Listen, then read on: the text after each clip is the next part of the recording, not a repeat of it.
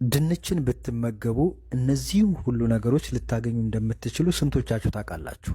ዛሬ የምነግራችሁ እንግዲህ ስለ ድንች እጅግ በጣም አስገራሚ የጤና ጥቅሞች ነው። እንግዲህ የድንች የጤና በረከቶች ከምንላቸው የመጀመሪያው ቫይታሚኖች ነው። ድንች በቫይታሚኖች እጅግ በጣም የበለጸገ ነው።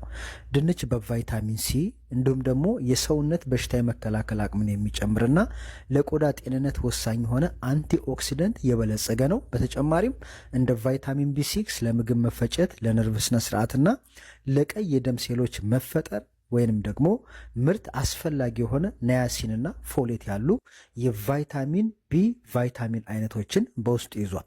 ሌላው ማዕድን ነው። በተለይ እነዚህ ማዕድን ወይም ደግሞ ሚኔራል የምንላቸው ለጤናችን አስፈላጊ የሆኑ እንደ ፖታሽየም ለልብ ጤና፣ ለጡንቻ ጥንካሬና የደም ግፊትን ለመቆጣጠር ወሳኝ የሆነ ማግኒዥየም፣ ፎስፎረስ፣ አይረን እና ዚንክ ያሉ ማዕድናትን በብዛት በውስጡ ይዟል ድንች።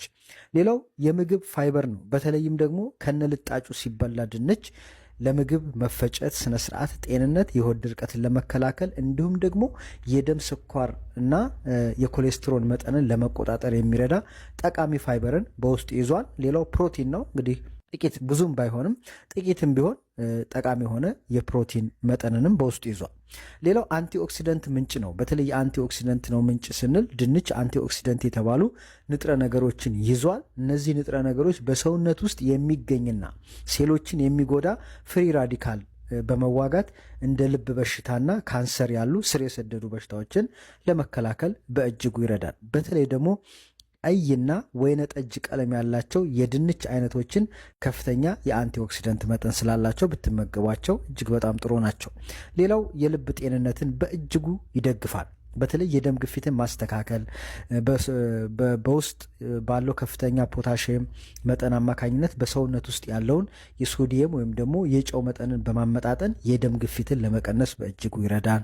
እንዲሁም ደግሞ የኮሌስትሮል ቁጥጥር የምንለው ነው። በውስጡ ያለው ፋይበር በደም ውስጥ ያለውን የስብ መጠን በማሻሻል መጥፎ ኮሌስትሮል ለመቀነስ ያግዛል። በተጨማሪም ደግሞ ድንች በተፈጥሮ ኮሌስትሮል ነፃ ነው።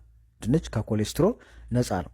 ሌላው የምግብ መፈጨት ስነ ስርዓትን ያጠናክራል ነው። በድንች ውስጥ ያለው ፋይበር የምግብ መፈጨት ስነ ስርዓትን ጤናማና ወጥ እንዲሆን ያደርጋል። በተለይ ምግብ ከበላችሁ በኋላ ምግብ አልፈጭ ለሚላችሁ ሰዎች እጅግ በጣም አሪፍ ነው።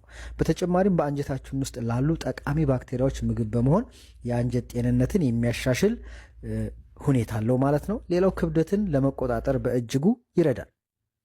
ድንች ዝቅተኛ የካሎሪ መጠን ያለው ንጥረ ነገር ምግብ የበለጸገ በመሆኑ የጥጋብ ስሜት በመፍጠር የምግብ ፍላጎትን ለመቆጣጠር ይረዳል። ይህም ጤናማ በሆነ መንገድ የሰውነት ክብደትን ለመቆጣጠር ይረዳል። ሌላው በሽታ የመከላከል አቅምን ይጨምራል። እንዲሁም ደግሞ የአጥንት ጤንነትን በእጅጉ ይጠብቃል።